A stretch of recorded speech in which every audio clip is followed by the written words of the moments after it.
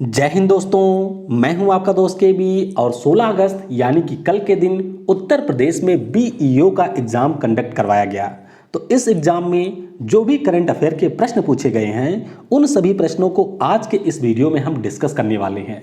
तो यह वीडियो आपके लिए काफ़ी ज़्यादा महत्वपूर्ण होगा, इसलिए क्योंकि करंट अफेयर के प्रश्नों का इस समय थोड़ा सा ट्रेंड क्या है इसके बारे में आपको पता चलेगा और आगे करंट अफेयर का जो सेक्शन है उसकी तैयारी आपको कितनी गंभीरता से करनी है इसके बारे में भी आपको पता चलेगा।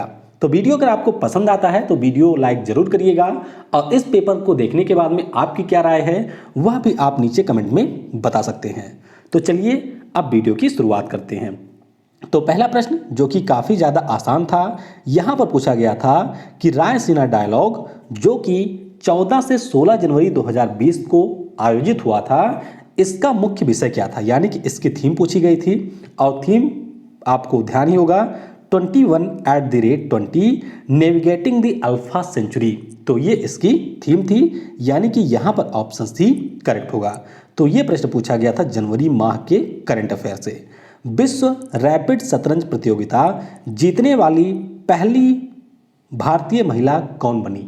तो ये बन गई हैं कोनेरू हम्पी, जो कि आंध्र प्रदेश राज्य से चेस के खिलाड़ी हैं। और आपको याद होगा कि जो पिछले वर्ष फीडे का चेस वर्ल्ड कप हुआ था उसमें भी महिलाओं के लिए जीत हासिल की थी कोनेरू हम्पी ने। विश्व की 4 नंबर की ये चेस खिलाड़ी हैं, तो इसीलिए आपको नाम इनका भी ध्यान रखना है। और ये था दिसंबर में ये चेस टूर्नामेंट हुआ था जिसमें इन्होंने जीत हासिल की थी। तो ध्यान रखिएगा, पहले का ऑप्शन सी करेक्ट है और दूसरे का ऑप्शन ए यहाँ पर करेक्ट है। अगला प्रश्न था कि नीति आयोग के द्वारा जो सतत विकास लक्ष्य यानी कि सस्टेनेबल डेवलपमेंट इंडेक्स 2019 दिसंबर माह में जारी हुआ था, इसमें पहले स्थान पे कौन था? तो ये भी हम लोग क्विज में कई बार डिस्कस कर चुके हैं और कई बार वैसे भी हम लोगों ने डिस्कस किया था कि ये जो इंडेक्स था इसमें टॉप पोजीशन हासिल किया था केरल राज्य ने, यानी कि ऑप्शन डी यहाँ पर करेक्ट होगा।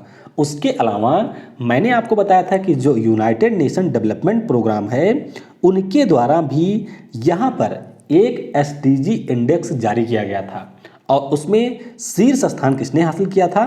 तो तेलंगाना रहा था उसमें शीर्ष पे। तो दोनों से आपको प्रश्न पूछे जाने की संभावनाएं थी और यहाँ पर नीति आयोग वाले से पूछा गया। निम्नलिखित में से किस देश में जनवरी 2020 में भारतीय सेना ने ऑपरेशन वनीला प्रारंभ किया? तो ऑपरेशन वनीला याद होगा, जो मेडागास्कर है वहां पर डाइन नाम का एक चक्रवात आया था जिसके बाद में भारत के द्वारा सहायता वहां पर भेजी गई और इसका नाम रखा गया था ऑपरेशन वनीला। और यहां पर हमारी जो शिप गई थी उसका नाम है आईएनएस ऐरावत, यानी कि इंडियन नेवल शिप ऐरावत। और अभी कोरोना वायरस के दौरान यानी कि कोविड-19 के दौरान जब मालदीव में फंसे हुए भारतीयों को बाहर लाने के लिए अभियान शुरू किया गया था जिसका नाम था ऑपरेशन समुद्र सेतु, उसमें भी आईएनएस ऐरावत को भेजा गया था। तो आईएनएस ऐरावत एक महत्वपूर्ण शिप है जो कि ऑपरेशन वनीला में भी पार्टिसिपेट किया था। इसके अलावा ऑपरेशन समुद्र सेतु में भी इसने पार्टिसिपेट किया था। निम्नलिखित देशों में से किस देश ने दिसंबर 2019 में G20 देशों की अध्यक्षता जापान से प्राप्त की? तो ये तो काफ़ी ज़्यादा आसान प्रश्न था, ये हम लोग कम से कम 20 से ज़्यादा बार डिस्कस कर चुके हैं कि पिछले साल था जापान G20 का अध्यक्ष, उसके बाद में 2020 के लिए है सऊदी अरब, 2021 के लिए होगा इटली और 2022 में इसकी प्रेसिडेंसी होगी अपने देश भारत के पास में। तो अभी तक के जो प्रश्न थे वे काफ़ी ज़्यादा आसान थे। अब चलते हैं अगले प्रश्न की तरफ। अगला प्रश्न है, देश के बड़े राज्यों के समूह में भारत ने के किस राज्य ने वर्ष 2019 में सुशासन सूचकांक यानी कि जो गुड गवर्नेंस इंडेक्स जारी किया गया था उसमें शीर्ष स्थान हासिल किया? बात हो रही है यहाँ पर बड़े राज्यों के समूह में। तो 25 दिसंबर डेट आपको याद रखनी है, ये भारत के पूर्व पीएम अटल बिहारी वाजपेयी जी का जन्मदिन होता है और इसी दिन को गुड गवर्नेंस डे के रूप में मनाया जाता है और इसी के अवसर पर यहाँ पर सुशासन सूचकांक को जारी किया गया था। और ये जो सूचकांक है 3 कैटेगरी में जारी किया गया था, जैसे कि एक कैटेगरी थी बड़े राज्यों की, तो बड़े राज्यों में तमिलनाडु था शीर्ष पे।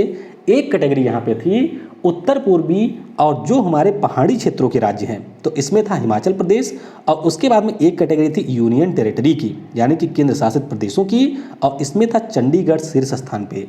इसी अवसर पर अटल भूजल योजना की भी घोषणा की गई थी, जिसमें विश्व बैंक और भारत सरकार 50-50 का सहयोग करेंगे। और इसी के दौरान जो रोहतांग पास है हिमाचल प्रदेश में, वहाँ पर जो स्थित टनल है उसका नाम अटल टनल भी किया गया था। तो ये सारी चीज़ें एक साथ हुई थी और इसमें तमिलनाडु रहा था शीर्ष पर। अगला प्रश्न ये भी काफ़ी आसान था कि भारत $5 ट्रिलियन की अर्थव्यवस्था के लक्ष्य को कब तक प्राप्त करना चाहता है। तो भारत इसे प्राप्त करना चाहता है 2024 तक। तो इस प्रश्न का ऑप्शन बी करेक्ट होगा। तो ये भी काफ़ी आसान प्रश्न थे। उसके बाद में अगला प्रश्न था कि निम्नलिखित में से कौन सा 15वें वित्त आयोग के संबंध में सही नहीं है। ये प्रश्न थोड़ा सा टफ आप कह सकते हैं था, क्योंकि अगर आपने 15वें वित्त आयोग के बारे में ठीक से नहीं पढ़ा होगा तो फिर आप इसका उत्तर नहीं दे पाएंगे। तो पहला इसमें था कि भारत सरकार द्वारा 15वें वित्त आयोग का जो गठन है वह 27 नवंबर 2017 को किया गया। तो ये बिल्कुल सही है। श्री NK सिंह इसके अध्यक्ष हैं, ये भी बिल्कुल सही है। तीसरा था आयोग की जो अनुशंसाएं हैं वह 2020 से 25 के 5 वर्षों की अवधि के लिए होंगी। ये भी आप कह सकते हैं कि सही है, लेकिन ये गलत है। कैसे, अभी मैं आपको बताऊंगा। और आयोग को 30 अक्टूबर 2020 तक अपना जो प्रतिवेदन है वह सबमिट करना है। तो यहाँ पर आप थोड़ा सा ध्यान देंगे। बात है पिछले वर्ष नवंबर की। जो हमारे वित्त आयोग होते हैं मुख्य रूप से इनका कार्यकाल होता है 5 वर्षों का, लेकिन पिछले साल नवंबर में इनका जो कार्यकाल है उसे 1 वर्ष के लिए बढ़ा दिया गया था। यानी कि 2020 से 25 की बजाय इनको बढ़ा करके 2020-21 से 2025-26 तक इनका कार्यकाल बढ़ा दिया गया, यानी कि 6 वर्षों का कर दिया गया। तो इसीलिए ऑप्शन सी यहाँ पर होगा इनकरेक्ट। तो इसलिए यहाँ पर ऑप्शन सी वैसे करेक्ट होगा। बाकी सारे वित्त आयोग के बारे में सही कथन है, केवल ऑप्शन सी यहाँ पर असत्य कथन है। तो इसीलिए ये थोड़ा सा ट्रिकी प्रश्न था। अगर आपने ठीक से नहीं फॉलो किया होगा तो इसका उत्तर देना थोड़ा मुश्किल था। अगला प्रश्न, भारतीय रिजर्व बैंक द्वारा 5 दिसंबर 2019 को घोषित नीति रेपो दर और रिवर्स रेपो दर क्या थे। तो यहाँ पर वही बात हो रही है जो हमारे पॉलिसी रेपो रेट है और रिवर्स रेपो रेट है। वर्तमान की बात करते हैं तो कई बार यहाँ पर RBI के द्वारा संशोधन किया गया है, और वर्तमान में जो हमारे यहाँ पर रेपो रेट है वह आपका है 4%, और जो हमारा RRR यानी कि रिवर्स रेपो रेट है ये है 3.35%। CRR काफ़ी सालों के बाद परिवर्तित हुआ है, ये है 3%, और वर्तमान में जो हमारे यहाँ पर मार्जिनल स्टैंडिंग फैसिलिटी है, इसके अलावा बैंक रेट है, ये आपके है 4.25%। तो यहाँ पर पूछा गया है 5 दिसंबर 2019 की। तो आई होप काफ़ी कम लोगों ने इसे सही किया होगा। बात करते हैं अगर हम लोग 5 दिसंबर 2019 की, तो उस समय हमारा जो रेपो रेट था वह था 5.15%, और उस समय रिवर्स रेपो रेट था 4.9%। तो ये भी आप कह सकते हैं टफ था, क्योंकि कई बार इसमें परिवर्तन किया जा चुका है। तो जो लोग बहुत ही ध्यान से इसको देखे होंगे वही इस प्रश्न को कर पाए होंगे। अगला प्रश्न है, ग्रीन पीस इंडिया के द्वारा जनवरी 2020 में जो रिपोर्ट जारी की गई थी भारत के स्वच्छ शहरों या प्रदूषित शहरों की, उसके अनुसार सबसे प्रदूषित नगर कौन सा है। तो ये आपका था झरिया। झरिया कहाँ पर है, झारखंड में मिलेगा। इसके अलावा झारखंड का जो धनबाद है वो था दूसरे स्थान पे। और भारत के अगर हम लोग लीस्ट पॉल्यूटेड शहर की बात करें तो वो कौन सा था, तो वो आपका था लुंगलेई, जो कि है मिजोरम में। तो ये चीज़ें भी हम लोगों ने कवर किया हुए।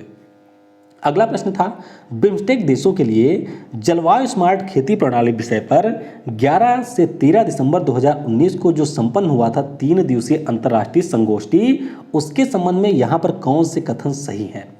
तो पहला कथन है कि यह काठमांडू नेपाल में आयोजित हुई थी। तो ये तो बिल्कुल गलत है, क्योंकि ये आयोजित हुई थी नई दिल्ली में। दूसरा है, इसका मुख्य उद्देश्य पारिस्थितिकी दृष्टिकोण से जलवायु परिवर्तन के साथ अधिक लचीलापन के लिए उष्णकटिबंधीय छोटे जोत धारक कृषि प्रणाली में सुधार करने हेतु अनुभवों को साझा करना। यानी कि यहाँ से आपको एक कीवर्ड पकड़ना है जिसके बारे में मैंने आपको बताया भी था, और वह है स्मॉल होल्डिंग फार्मिंग सिस्टम, और इसी के ऊपर ये आधारित था। तो यहाँ से अगर आपने ध्यान दिया होगा तो आप इसको सही कर सकते हैं। तो इस प्रश्न का ऑप्शन कौन सा? केवल बी, यानी कि ऑप्शन बी यहाँ पर करेक्ट होगा। अगला प्रश्न था, ये वैसे जीके का प्रश्न है लेकिन मैंने यहाँ पर शामिल कर लिया है। यहाँ पर दो आपके सामने नगर दिए गए हैं और नदियाँ दी गई हैं, इनको आपको यहाँ पर मैच करना है। तो पेरिस ये सीन नदी के किनारे है, ये आपने कई बार पढ़ा होगा। वहीं पर अगर हम लोग बात करते हैं किनशासा की, तो किनशासा ये कांगो की राजधानी है और ये आपको मिलेगा जायरे के किनारे। तो बी का थर्ड हो गया। उसके बाद में असंसियन ये पराग्वे की राजधानी है, और बैंकॉक यहाँ पर आपको मिल जाएगी चाओ फ्राया। तो इस प्रकार से आप देख सकते हैं कि जो मैचिंग है वहाँ पर ए से मैच कर रहा है 4, तो ए से 4 मैच कर रहा है इसमें और सी में। बाकी दो को आप बहुत आसानी से एलिमिनेट कर सकते हैं। उसके बाद में अगर हम किनशासा की बात करते हैं, ऑप्शन बी, तो ये जायरो यानी कि थर्ड से, तो थर्ड केवल एक मैचिंग है, तो इस प्रकार से ऑप्शन सी आपका करेक्ट होगा। अगला प्रश्न था कि जो जापान के 4 द्वीप हैं, ये मैंने आपको कई बार कराया हुआ है। जब जापान का नाम आता था तो कई बार मैंने आपको कराया भी है। तो ध्यान रखिएगा, जापान का सबसे ऊपर है होकाइडो, उसके बाद में मिलेगा आपको होन्शु, फिर आपका है शिकोकू और फिर आपका है क्यूशू। तो इस प्रकार से ये इनका उत्तर से दक्षिण में क्रम है और इसी पे प्रश्न था, तो यहाँ पर ऑप्शन डी करेक्ट होगा। अगला प्रश्न था, ग्रीस के संदर्भ में निम्नलिखित कथनों में से कौन सा यह सही नहीं है, कौन सा सही है?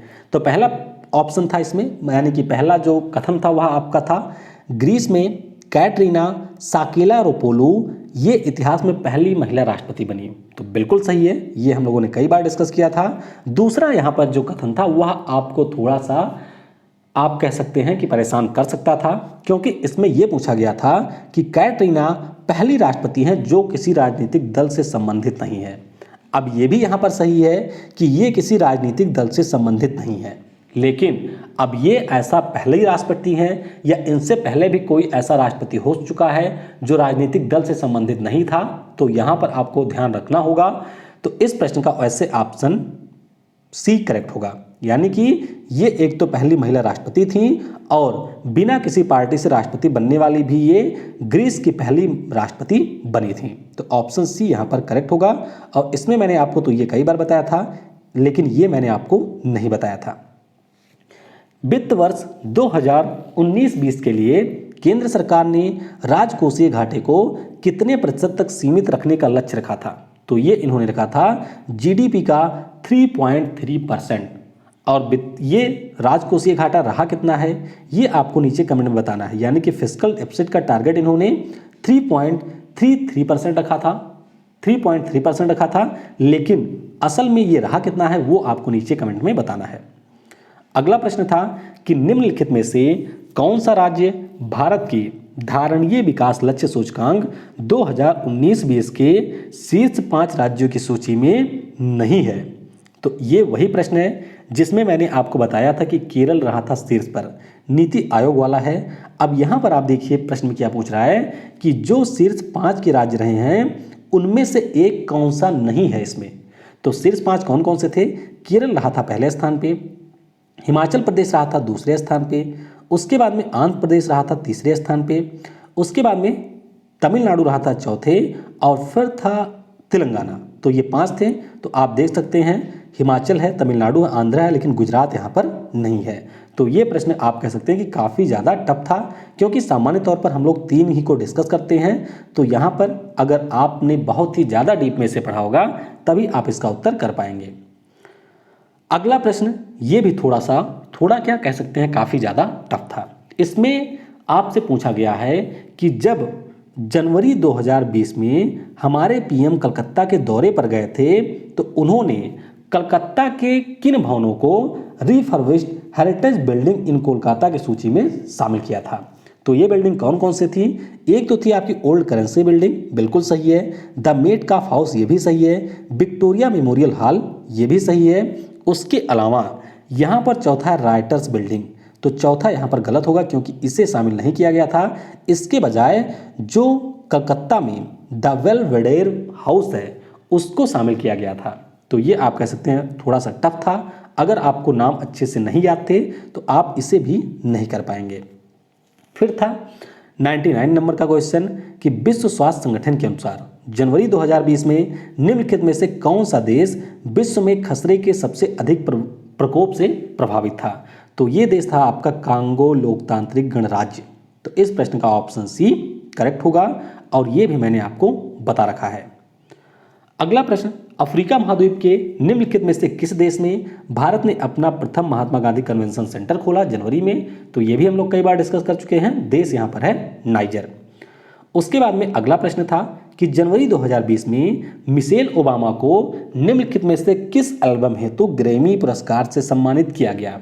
तो पिछले वर्ष मैंने आपको एक बुक का नाम बताया था जिसका नाम है बिकमिंग, और इसी बुक के ऊपर एक ऑडियो बुक थी या एल्बम था जिसके लिए यहाँ पर अमेरिका के पूर्व राष्ट्रपति की पत्नी मिशेल ओबामा को ग्रैमी पुरस्कार मिला है। तो इसका सही उत्तर हो जाएगा ऑप्शन ए यानी कि बिकमिंग। अगला प्रश्न, विश्व आर्थिक मंच के द्वारा जो वैश्विक प्रतिभा प्रतिस्पर्धा सूचकांक 2020 जारी किया गया, इसके अनुसार कौन सा सुमेलित नहीं है। तो सबसे पहले आपको यह ध्यान रखना है कि भारत इसमें था 72 में, यानी कि ऑप्शन सी तो करेक्ट है, सुमेलित है यानी कि। उसके बाद में सिंगापुर ये रहा था तीसरे स्थान पे, ये भी बिल्कुल सही है। स्विट्जरलैंड ये रहा था पहले स्थान पे, ये भी बिल्कुल सही है। और यूएसए रहा है चौथे स्थान पे, ये बिल्कुल गलत है क्योंकि स्विट्जरलैंड के बाद में यूएसए रहा था यहाँ पर दूसरे स्थान पे। तो ऑप्शन डी यहाँ पर करेक्ट होगा, यानी कि यूएसए सही सुमेलित नहीं है और इसे भी हम लोगों ने ऑलरेडी डिस्कस किया हुआ है। अब देखते हैं 103 नंबर का जो प्रश्न है, ये भी थोड़ा सा दूसरे टाइप से पूछा गया था। 3 जनवरी 2020 को दिल्ली में 100 ग्लोबल चाइल्ड प्रोडिजी अवार्ड जीतने वाली 13 वर्षीय लड़की सुचेता सतीश के संदर्भ में निम्नलिखित कथनों पर विचार कीजिए। तो पहला यही था कि ये दुबई में रहती हैं, तो बिल्कुल सही है। और ये 120 भाषाओं में गाना गा सकती हैं, ये भी बिल्कुल सही है। तो इस प्रश्न का ऑप्शन सी करेक्ट होगा। अगला प्रश्न है कि सन 2020 में COP26 का आयोजन निम्नलिखित शहरों में से किसमें प्रस्तावित है। तो ये प्रस्तावित है ग्लासगो, जो कि आपको मिलेगा यूनाइटेड किंगडम में। और भारतीय मूल के जो आलोक कुमार या ऐसे कुछ नाम है जो कि वहाँ पर एक मंत्री हैं, उनको इसका अध्यक्ष बनाया गया है। तो ये भी हम लोग कई बार डिस्कस कर चुके हैं। अजरबैजान की राजधानी बाकू निम्नलिखित में से किस एक सागर के किनारे स्थित है। तो इसका उत्तर आपको नीचे कमेंट में बताना है। ये वैसे जीके का प्रश्न है, आपको बताना है कि अजरबैजान की जो राजधानी है बाकू, वो आपको किस सागर के किनारे मिलेगी। फिर अगला प्रश्न था बांस एक जादुई घास विषय पर एक 2 दिवसीय कार्यशाला सह प्रदर्शनी 11 से 12 जनवरी 2020 को भारत के निम्नलिखित में से किस नगर में आयोजित की गई। तो बांस के वैसे जो अक्सर प्रदर्शनियां होती हैं वह हमारे उत्तर पूर्वी क्षेत्रों में आयोजित की जाती हैं। आपको ऑप्शन में भी मिलेंगे यही सारे, लेकिन ये पहली बार था कि जब जम्मू में इसका आयोजन किया गया और हमारे केंद्रीय मंत्री डॉक्टर जितेंद्र सिंह के द्वारा इसका उद्घाटन किया गया था। तो इस प्रश्न का ऑप्शन सी यानी कि जम्मू करेक्ट होगा और इस प्रश्न का उत्तर आपको नीचे कमेंट में बताना है। तो यहाँ पर आपने देखा कि किस प्रकार के प्रश्न पूछे जा रहे हैं। अब जो सामान्य एग्जाम भी होते हैं उसमें भी करंट अफेयर के कुछ प्रश्न घुमा करके पूछे जाते हैं, इसीलिए आपको जो अपनी तैयारी है उसको बेहतर तरीके से करना है और कोशिश करनी है कि मैक्सिमम करंट अफेयर के बारे में आपको पता हो। यानी कि कुछ प्रश्न ऐसे हैं कि जिनके बारे में अगर आपने सुना हुआ भी है तो आप उसका उत्तर सीधे कर सकते हैं। तो वीडियो को समय देने के लिए आप सभी को बहुत बहुत धन्यवाद। Thanks for watching. जय हिंद, जय भारत और सबसे जरूरी, पढ़ेगा भारत तो बढ़ेगा भारत।